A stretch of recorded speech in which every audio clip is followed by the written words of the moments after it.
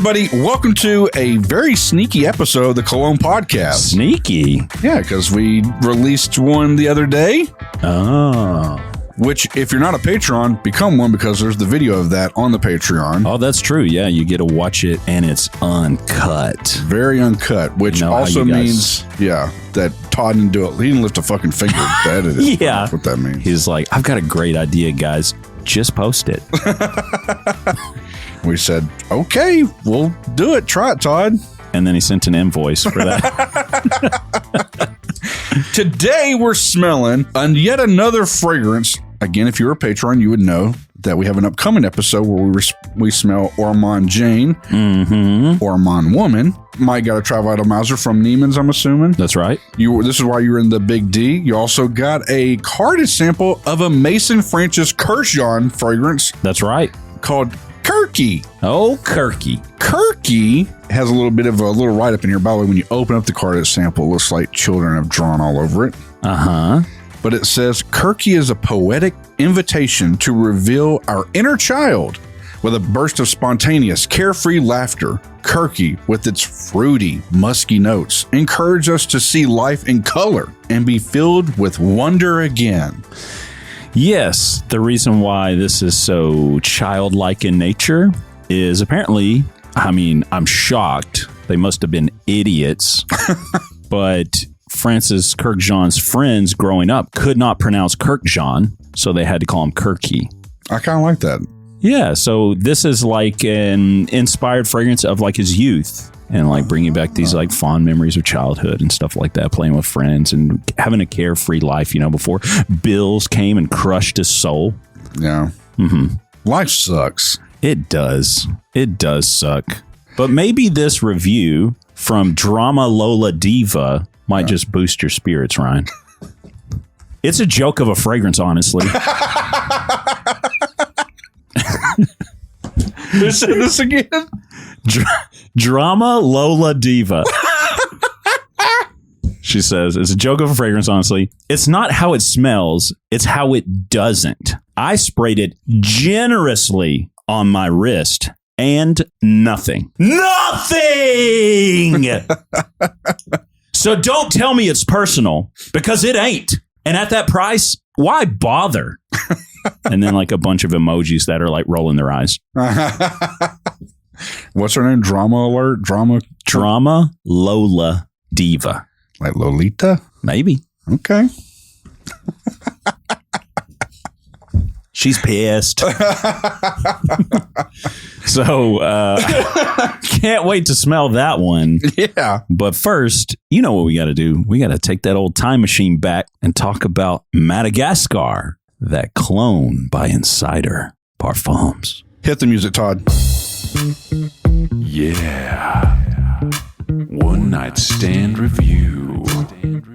Well, Mike, after laying in bed with Dan Rothschild. Oh, yeah. And smelling Madagascar, which he has a beautiful, I don't know what he would call it, but like a 300 ml like glass Flacon. jar. Yeah, flacon. Okay. Filled with it. It's a vintage Guerlain. And it's like at the bottom of it, it's just like vanilla is just falling. Crystallizing, yeah. At the bottom of it. Which he said is the evidence of high quality materials, apparently. If you're a Patreon, you would see the video of that and you'd be able to look at that beautiful, ancient Guerlain flacon. And there's also really cool people in there. Seriously, there's hundreds, and they're freaking amazing and nice. Uh-huh. But what do you think about the fragrance? I thought you meant the video. Oh. Like us, like we're awesome people in the video. We're awesome. I mean, you get to see my arms after arm day, and they were looking pretty fucking He literally swole. bragged about it, which was quite sad because I've seen this man hold a pistol. Moving on. What did you think about Madagascar, Ryan? After the episode, why'd you have to do that? Why'd you make me... No, I'm just jealous. I didn't think of the cut myself. Don't worry about the scar it'll leave behind, Ryan. All right, he's going to be in the gym. Right there, yeah. Fucking pumping iron. Yeah. Yeah. Before every video, I'm going to we actually have some dumbbells here. I'm going to use them, get a freaking pump on. It was like, damn, he's yoked out all the time. I really did like it. I told Dan in the episode, if you watch it or listen to it, is that I asked him, I said, do you feel proud of this? And like, do you feel like it's like the most sophisticated fragrance that y'all have created? Right. And he goes, look, it is a clone, but yes, he was proud of it. And that he did say the original smelled very, sophisticated. It's very elegant. Yeah. It is very elegant smelling. And one of the more tolerable vanilla fragrances that I've personally smelled. Oh, it's really, really nice. To me, call me partial. If you like Mus Ravageur, I think this will blow your fucking mind. Yeah, I think so too. It's pretty impressive. Yeah, because it's in that family of like masculine vanilla. Yeah. With kind of has a little attitude. It's a little bit more classical smelling, It is seriously sharp. I would recommend anybody at the very least, if you can get a sample of it, sample it. It's pretty impressive. For sure. Yeah, that you were just saying just in general, and I think it helps us honestly to not have smelled the original because your mind wants to always go back to that. And sometimes when you experience something like this one, it feels new. Yeah. And so there's an excitement I think we have to that fragrance because we hadn't smelled the original. So we're not just like trying to apple this thing. We're just enjoying a fragrance by itself that felt like a new experience. Dude, it was nice. I was pleasantly surprised. No jokes aside, and like not giving a shit what Dan thinks about it or not. I'm being serious. Like, right. I was impressed with it. Well, guess what? We have a bottle coming to us. Of that? Of Madagascar. Damn. Sure. And Dan said we didn't have to give it away. So, we should probably give it away. But if you're a patron, it'll probably get on. Yeah, we've already given one away thanks to Dan as well. We sent that over to our friend Steven from the Patreon because he's landlocked with him over there. So he was able to ship it at a cheaper rate. He said for some reason it takes too long to get to him, but it's not like crazy expensive on the shipping, whereas shipping something to America, would be. So he's going to send us this bottle. I will fill up my 2 decants that Chris Fragmental gave me. So, I'll get the full bottle. I'm just being honest here. No, that's fine. I'm going to wear it. It's seriously really good. And I think whoever ends up getting it is going to be, I know Steven's going to like it when he gets it, but I'm pretty sure anybody who gets the bottle we get sent to us here in the States, right, going to enjoy it. Absolutely. Yep. All right, there you go. There's our one night stand review of Madagascar by Insider Parfums. Also a good friend of ours, Dan, the fragrance weirdo. Yeah. And now let's smell old Kurky boy.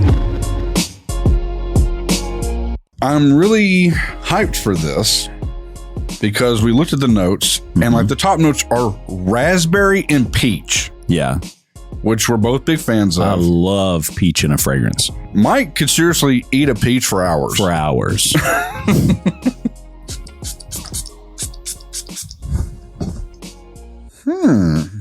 Okay. Was not what I was expecting. I'm going to have to give it a minute because I'm getting a ton of alcohol right now. Really? Okay. Yeah, on my skin. Wow. The skin is pretty badass. I think I sprayed it too close. What a fucking amateur move. God damn it.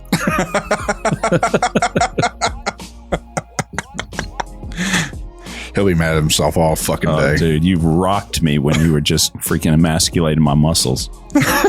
Just haven't recovered.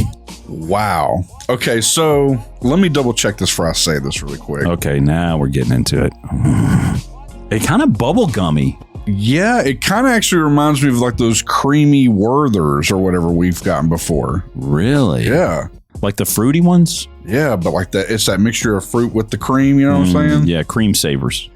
Dude, I thought I saw, yeah, it does say this. It's a radiant eau de parfum capturing the irresistible allure of tutti frutti candy, which tutti frutti. I don't remember ever having tutti frutti candy. Did you ever have that? Maybe it was a French thing.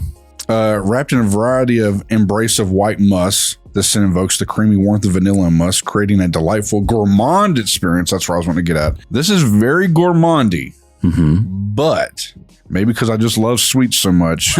Yeah. This is an easy gourmand for me. And y'all know me, if you know the history of this show, I fucking hate gourmands. Yes. But right at the gate, this is pretty fun. This is pretty nice. I don't think you like the like warm, savory gourmands. Definitely not. This smells like candy. It honestly smells like you walked into a fucking like legitimate candy shop. You know what I mean? Yeah. Like, or you know how you get like the big bags of assorted candy? Yeah. That for like Halloween or whatever. And you open up the bag and you can smell all the different candies, but the bubble gum is like more prominent. Yeah. That's kind of what this smells like to me. I could see that. And I can also see, I don't know where we were at, just really, but like almost like a bag of different saltwater taffies. Oh, yeah. Like just a mixture of different types of whatever fruity candy. It's more rounded on the card. On my skin, it's very one note. It's very like this bubble gum wrapper sort of a smell. On the card, I smell more like the peach and stuff. Is it perplexing you a little bit? Because when we saw raspberry and peach, I thought this was going to have a really sharp, but it's not. You said it right. It's really rounded and really smooth. Yeah. It's like creamy. But I thought we were going to spray this on it and we we're going to have this really bursty, tart blast that was like really, bright. Yeah. It's still bright in its own way, but it is, man. And this is considered unisex, by the way. Right. Do you believe that? I mean, there's no laws against a guy wearing this, but might be shocked if you did. So is this a fragrance I guess we'll have to wait till later, but be thinking about it. Is this a fragrance you could see yourself wearing or not? Briefly, let me hit you with the price and popularity. Yes, this is a new make fragrance. It brief.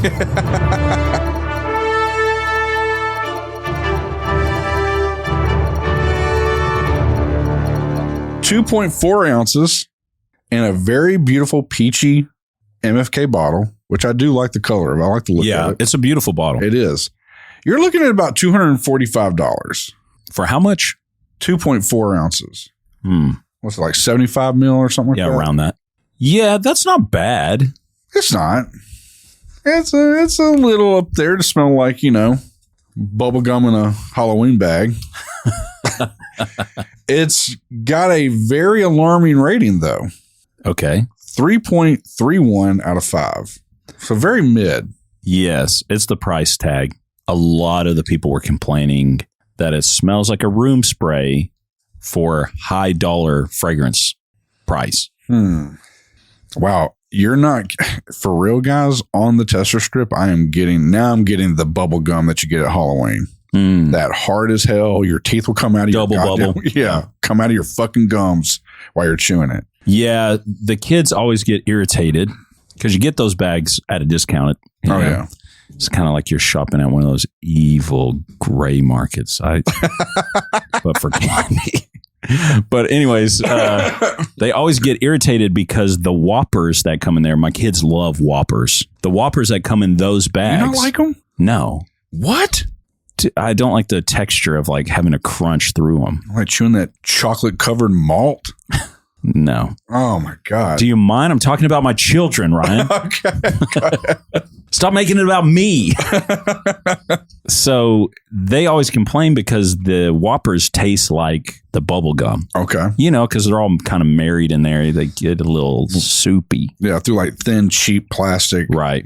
Yeah. So they're like, it's just not the same. To me, if I could cut the Whoppers in half and like put them in milk or something, I'd be fine with it. But I don't like the dry, crunchy feeling against my teeth with a sweet. Let me tell you what my mom used to get, and I used to get them as well because, she raised me. This is back in the day when Sonic drive-thru actually used to be good. Oh, yes. If you're not in the States, Sonic is America's favorite drive-in, apparently. That's their slogan. Yeah, you used to be able to pull up. You can still do it. Push a button and, you talk to somebody and they used to roller skate food out to you. Yeah, it's true. They don't do that anymore. Yeah, too many people died. Our local Sonic, it's usually the chef comes out and gives you the food now. Yeah, because it's one person working. It's the saddest state of affair I've ever seen. Yeah. But back in its prime, now they still make milkshakes.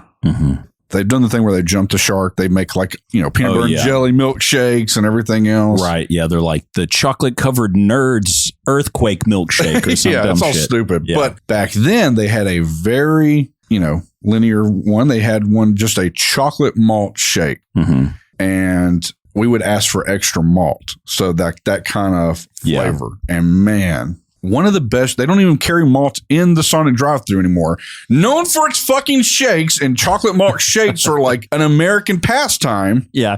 Guys, you should see the way you're flapping your arms around. I look like Flappy Bird, right? I'm fucking pissed. Yeah. He's like basically doing jumping jacks. He's so upset. Dude. Well, it drives me crazy. Why is it that we get people that come into an establishment, they go, oh, that's what the American tradition is? Yeah. Let's change it up.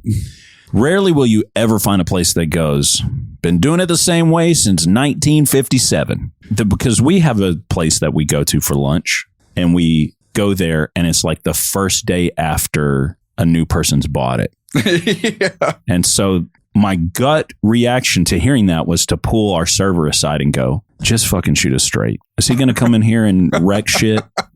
This actually happened. Yeah, I swear to God, I go, are the prices going up? Is the quality going down? Lunchtime, they're genius. Everything on their menu, on their lunch menu, they have like this big lunch menu. Everything that you find on there is $10. $10, and it's really well done. Like if you get a burger, it's a badass burger. Yeah. They have a pulled pork sandwich that I get. It's badass. It's so good. And that's another story, the pulled pork sandwich. Oh, He's been having a conundrum with that shit. God, I'm already seeing problems here. But the first thing I'm like, I know they're going to go, oh man, you know what? I'm looking at the numbers here. I think we need to go to those frozen beef patties, buy them in bulk. And then they taste different. And everybody they can remember back when shit used to be better. You want to know how bitter me and Mike can get? We're there at this place. This is prior to the new owner, but the previous owner, we kept going how badass this food was. Yeah. And I asked Mike, I was like, you think they make onion rings here? I bet you they're badass. Yeah. And so I asked the lady or the server, she's like, yeah, we make them, but they don't make them as a side. They only make 2 to put on a specific burger. Right. And it has something to do with the kitchen being small and some like weird contamination thing. Yeah, because their onions are an allergy. Yeah. And so like they have batter that they're going to fry fish in and, whatever, name it. So they have their batter for that, but they would have to have a special batter for onions. Yeah. And so she was just like, we can't just have massive vats of batter just for the onions. We don't have enough space. So they have a small thing where they just do 2 at a time, made to order. And she's like, they are badass, but you have to get the sandwich that has them on it. God, it drives me nuts. I want to try these, but I don't want to have to try them on the burger. I guess I'm telling them put them on the side. Yeah, you could. And you would have 2 onion rings to eat with fucking burger. But, that's just the thing.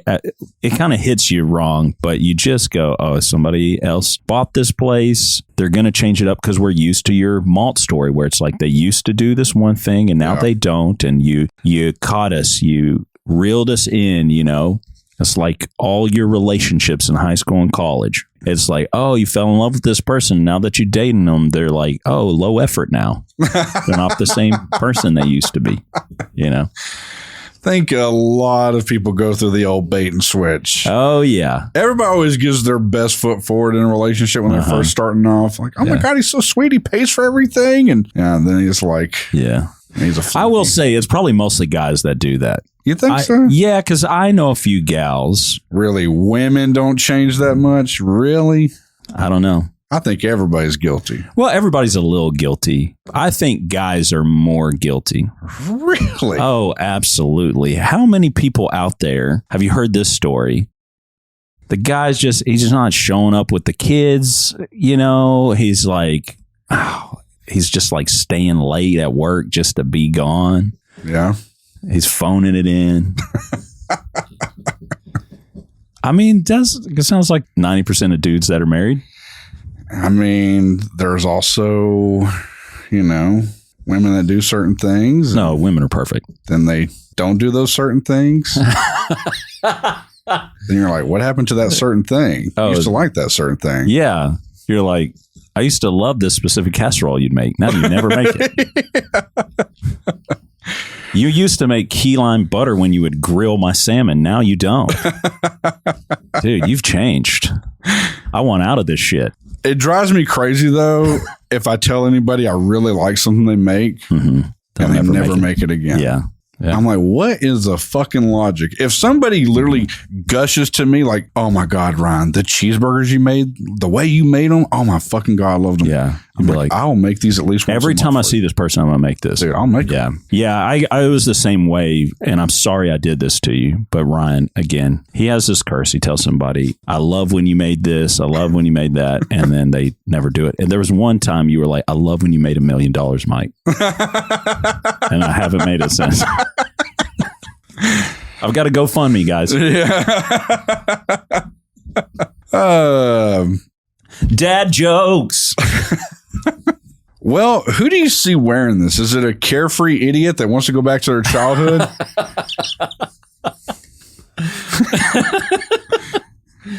I see a pretty lady on the younger side wearing it. Yeah, it's very feminine. Yeah. It feels feminine. It feels mid-20s. But I will say Drama Lola Diva might be onto something because I'm not smelling a lot of it right now. It is soft. Quickly becoming nose blind to this at the very least. Yeah, I think we have to be careful of two things. One, we sprayed it out of this tiny fucking sample decant. Yeah.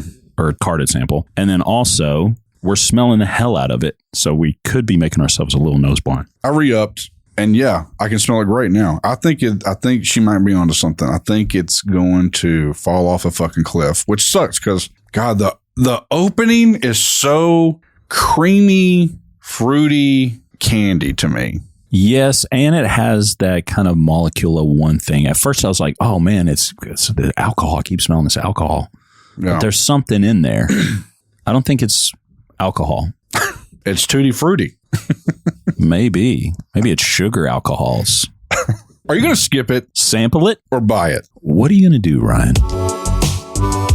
I mean, as a guy, this is a easy skip. It leans way more feminine. It may be unisex, but it leans way more feminine. It is fun, but also that it seems to be it died down pretty quick. And at that price point, those couple of factors, I'm out. So funny that the episode we just did for Ormond Woman, we argued about the wearability as a man, even being labeled woman. But that's labeled unisex, and we're both like, it feels extremely feminine. Very feminine. That being said, would smell amazing on a woman. Sure. I do feel like it's a little too youthful, though.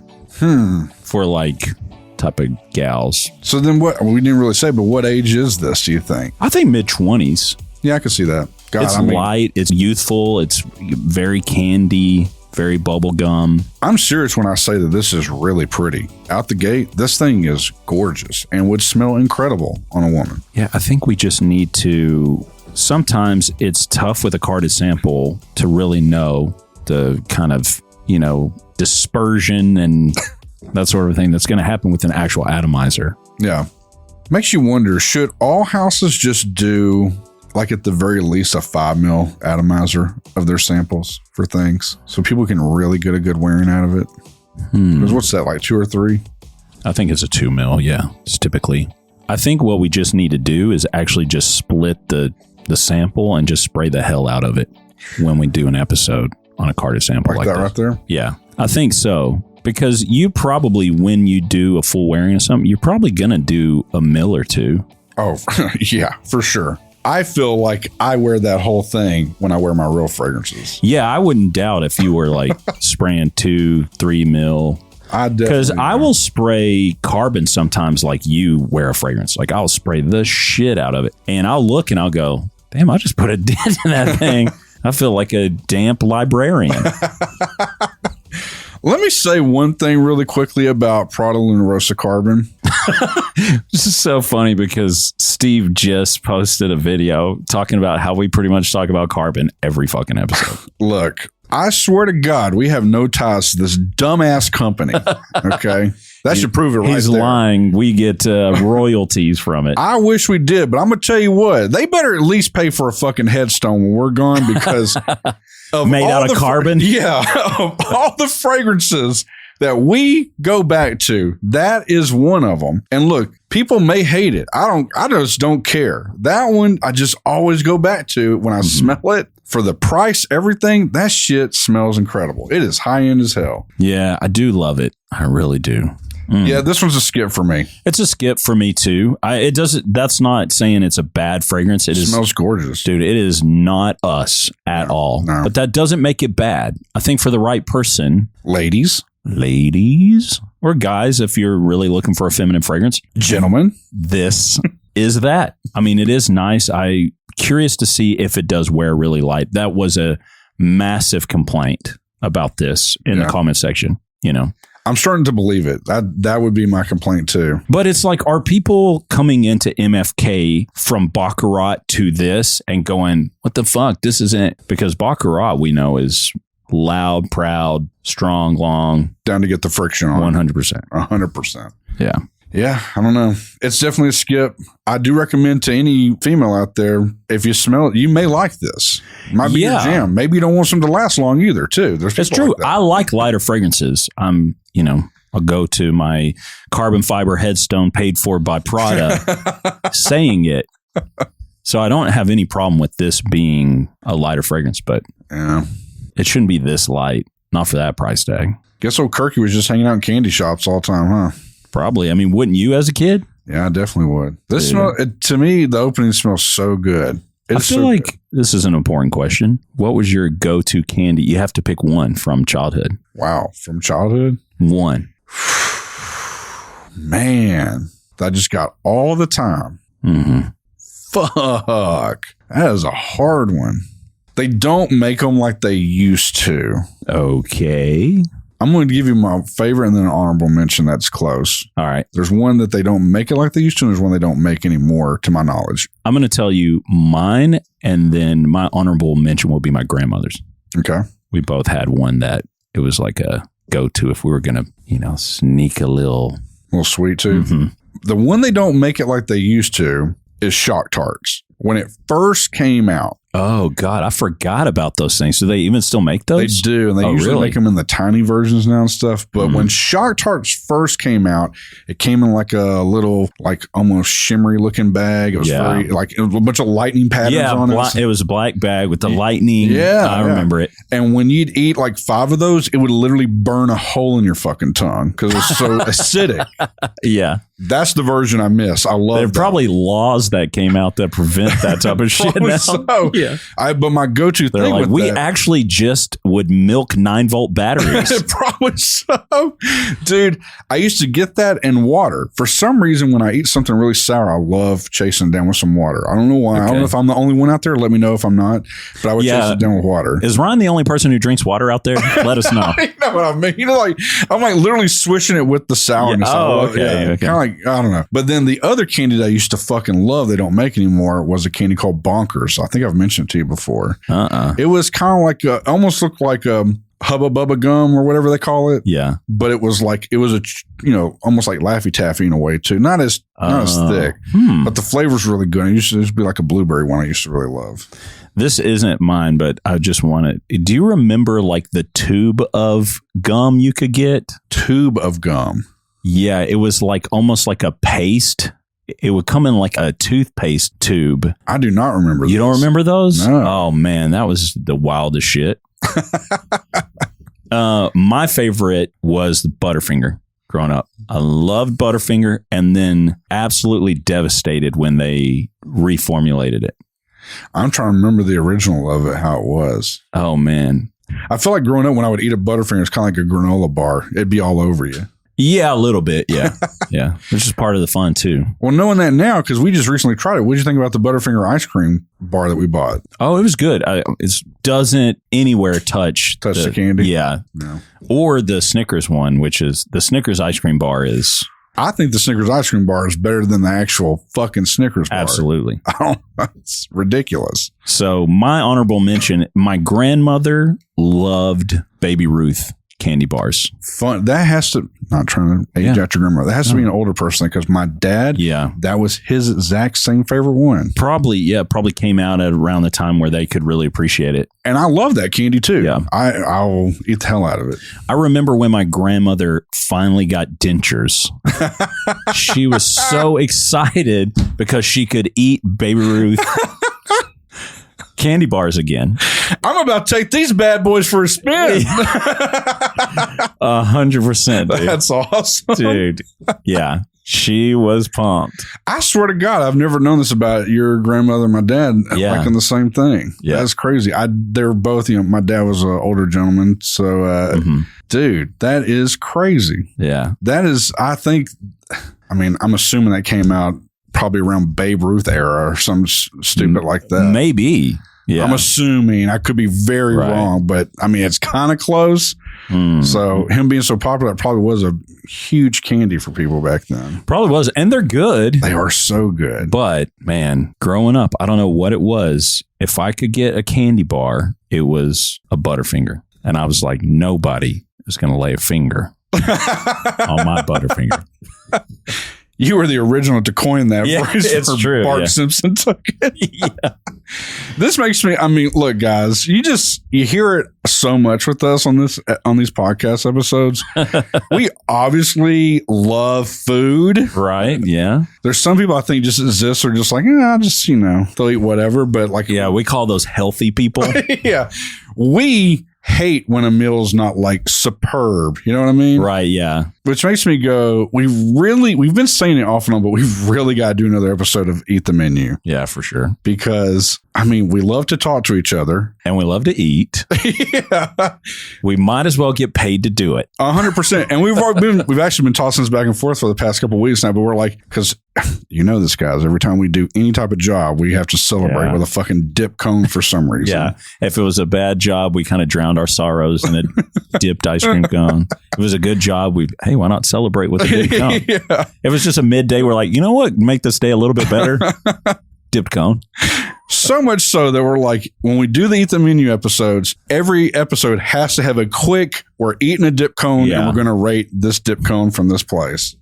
Yeah, that's what we've kind of been thinking about adding at the end. Just because we eat so many of them. Now we're kind of like, we know how the consistency of the chocolate should be on the outer shell. Yes. And then how the ice cream should be, the texture. There's different textures of it. We know when cones are really fresh, somewhat fresh, stale as fuck. Yeah, we're like professionals at dip cones, which is really embarrassing to admit, but it's the truth. Well, because we've spent the 10,000 hours getting there. We're like, have you seen those memes where it's like, the script and it's like her, and then it's like, what that tongue do? And then it's like me, and then it shows ice cream cones where you've sculpted out like different, like impossible sculptures, Yeah. This is like the statue of David sculpted out with your freaking tongue. We can basically do that now. Probably as so. Many ice cream cones that we've eaten. So we can take one bite and know that the cone's about to be a disaster. Yeah. Like literally, we're about to have it all over us. All I have to do is lick the tip. And until next time, spray it up, y'all.